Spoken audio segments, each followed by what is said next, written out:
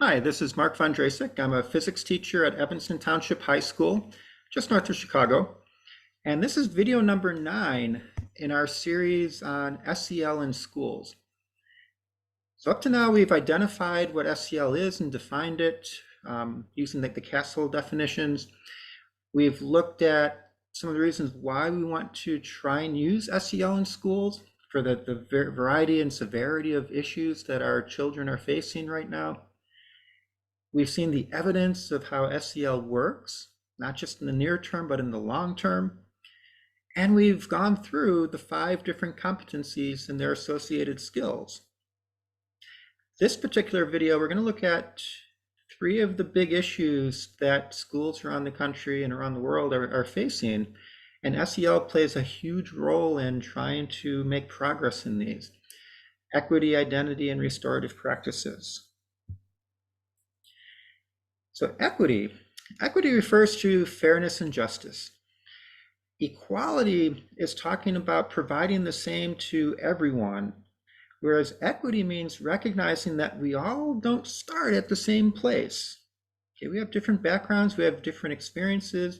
The fact that we're actually individuals, unique individuals. And some of us need additional help and additional tools and resources to grow and to learn. And equity is referring to and acknowledging that we must make adjustments to settle some of these imbalances that are inherent within life. If you look at the slide decks, these are links to the Evanston Township High School commitments to equity and excellence. And also CASEL has a variety of resources in building up the resources where we have a connection between SEL and equity. Many of us have seen graphics like this to kind of show the difference between equality versus equity.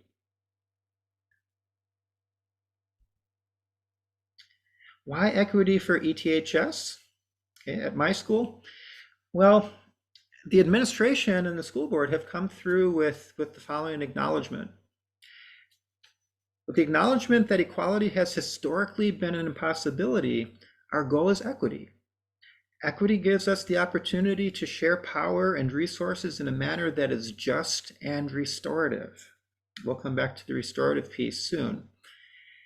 As far as restorative practices, again, if you have the slides, there's a link here that takes you to CASEL's resources and the work that they're doing on the connection between SEL and restorative practices. So at Evanston Township High School, equity is the first of 4 goals that the district has defined. And they go along with literacy, post-high school planning, and of course, SEL. Our district's mission is embracing its diversity. ETHS dedicates itself to educating all students to their fullest potential. Well, to do that and we do have a lot of diversity within our community in Evanston, as well as most schools around the country, equity is a necessity if we want to really focus and try to work with all kids to grow and learn at their fullest potential. This is also a reminder, SEL is not something new on our plate. SEL is the plate. And at Evanston Township High School, we think of equity as the table that the SEL plate sits upon. Okay, so both of these go hand in hand. They're vitally important as far as treating everyone in our building as a human being. Now, identity, we've talked about identity in the relationships video. Identity refers to our sense of who we are as an individual, including multiple and intersecting identities, as well as members of social groups. And we also think of this in terms of how others may perceive and label us. That's part of our identities. We also considered how identity is a really complex thing. It depends on your personality traits and abilities, strengths and weaknesses, your moral code, the talents that you have. All of these contribute to your self-image. race, gender, sexual identity, um, your level of education, which determines your financial situation and profession, nationalities, religions, your cultural backgrounds and practices, your political affiliations. All of this is unique for every individual on the planet. It's part of being human. It's part of developing these identities that each of us individually have. Now, as far as having a visual for identity, I always find these to be incredibly helpful. I also find these to be incredibly helpful as to why SEL should be as important as the academics in school.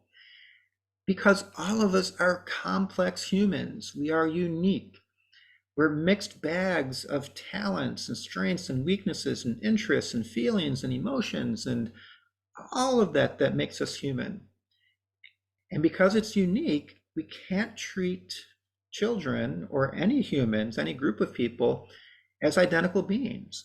We have to focus and work with them individually.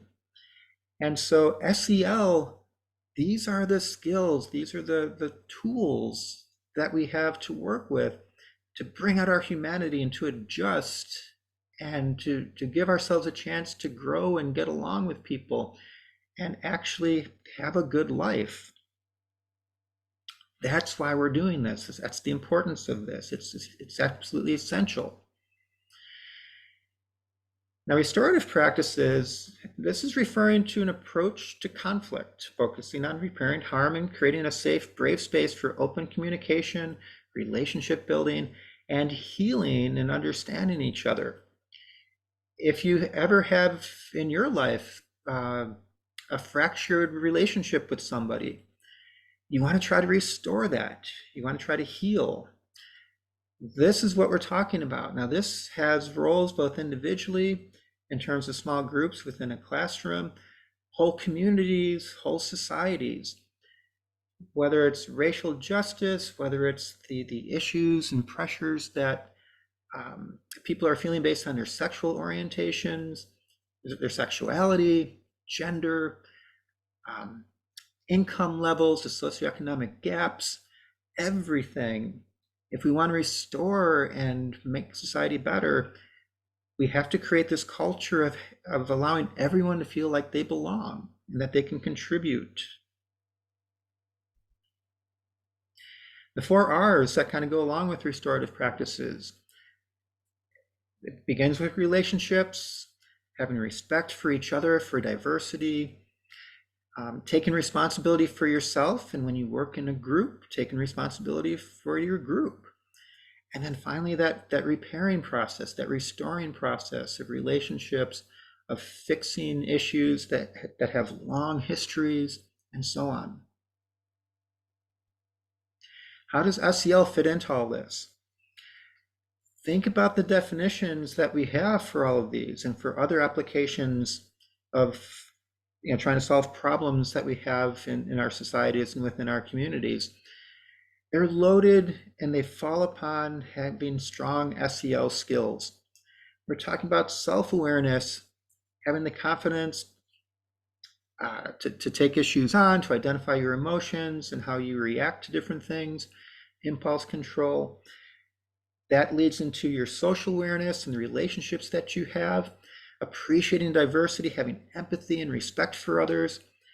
And from those hopefully positive relationships, going about problem solving and having good ethics and morals behind yourself and your actions, taking responsibility, having good communication skills, being able to work in teams or collaboratively, evaluating, reflecting on the decisions that you make.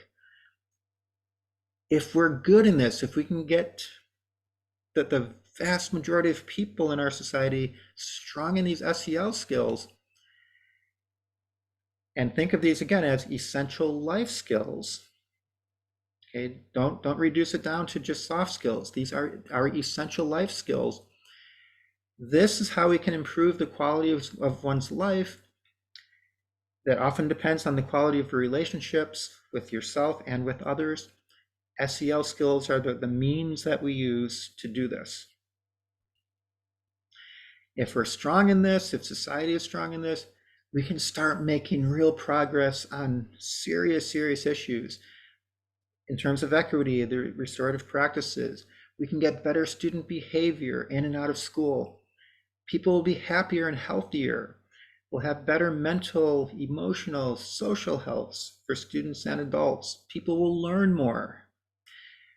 We'll have safer schools and communities. We can work on achievement and opportunity gaps on that ultimate goal of ideally equality. Improve skills, these last beyond high school. They last a lifetime when people are strong in these SEL skills. And for teachers and staff, it simply means a better work environment. Why wouldn't we want that for ourselves, let alone our students? That's what this is all about. It takes everyone, it takes a village. Let's do this together, and we can really start helping our students and our communities thrive and grow and learn more. And that goes on long term and into society as a whole.